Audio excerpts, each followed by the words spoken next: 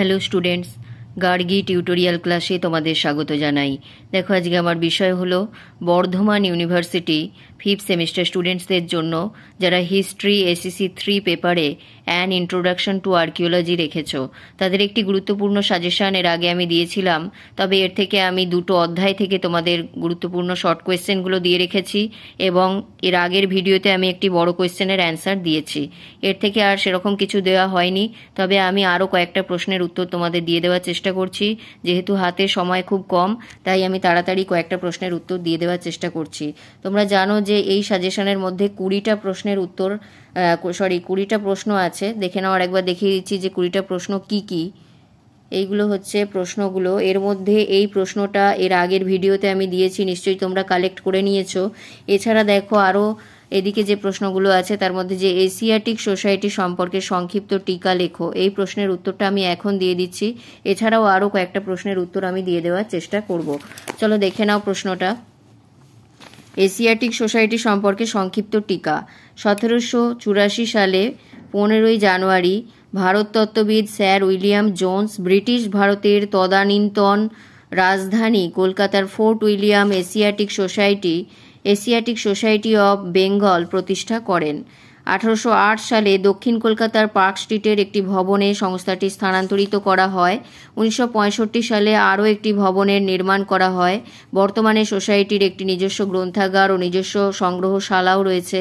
এই গ্রন্থাগার ও সংগ্রহশালার সংরক্ষিত আছে প্রাচীন পুঁথি, বইপত্র, তাম্রসনদ, মুদ্রা, প্রতিকৃতি, ছবি, আবক্ষ, মূর্তি ইত্যাদি। অষ্টাদশ শতকের অন্তিম ভাগে উইলিয়াম জোন্স প্রাচ্য সম্বন্ধে গবেষণার উদ্দেশ্যে কলকাতা শহরে একটি উচ্চ শিক্ষণ সংস্থা প্রতিষ্ঠার জন্য উদ্যোগী হন।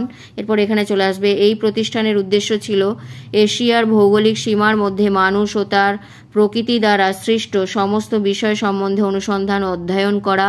এশিয়াটিক সোসাইটির গ্রন্থাগারে 26টি ভাষা ও লিপি লিখিত প্রায় 47,000 পুঁথি ও প্রায় 1,49,000 ছাপা পুস্তকের সম্ভার রয়েছে এবং 1808 সালে এই গ্রন্থাগার জনগণের জন্য খুলে দেওয়া হয়।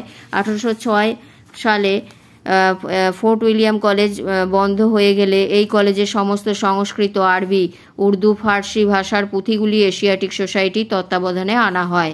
এরপর দেখো, 1794 খ্রিস্টাব্দে উইলিয়াম জোন্সের মৃত্যুর পর এশিয়াটিক সোসাইটির কাজ অনিয়মিত হয়ে পড়লে 19 শতকের শুরু থেকে তা আবার ঘুরে দাঁড়াতে সক্ষম হয়। 1808 খ্রিস্টাব্দে চিকিৎসাশাস্ত্র, ভৌতবিজ্ঞান প্রভৃতির উন্নতি সাধনের জন্য ফিজিক্যাল কমিটি এবং সাহিত্য, দর্শন, ইতিহাস, শিল্পকলা প্রভৃতি বিষয়ে উন্নতি সাধনের জন্য লাইব্রেরি কমিটি গঠিত হয়। প্যারা চেঞ্জ করে লিখবে। 1814 খ্রিস্টাব্দে এশিয়াটিক সোসাইটির সংগ্রহশালা আনুষ্ঠানিকভাবে শুরু হয় এবং 1839 খ্রিস্টাব্দে এই প্রতিষ্ঠান থেকে সরকারের নিকট কলকাতা শহরের জনগণের জন্য উন্মুক্ত একটি সংগ্রহশালা নির্মাণের আবেদন করা হয়। 1866 খ্রিস্টাব্দে ভারতীয় সংগ্রহালয় প্রতিষ্ঠিত হলে সংগৃহীত বহু সামগ্রী সেখানে স্থানান্তরিত করা হয় এবং এশিয়াটিক সোসাইটির প্রথম ভারতীয় সদস্যরা হলেন প্রসন্ন কুমার ঠাকুর, দ্বারকানাথ ঠাকুর, রসময় দত্ত এবং রামকমল সেন।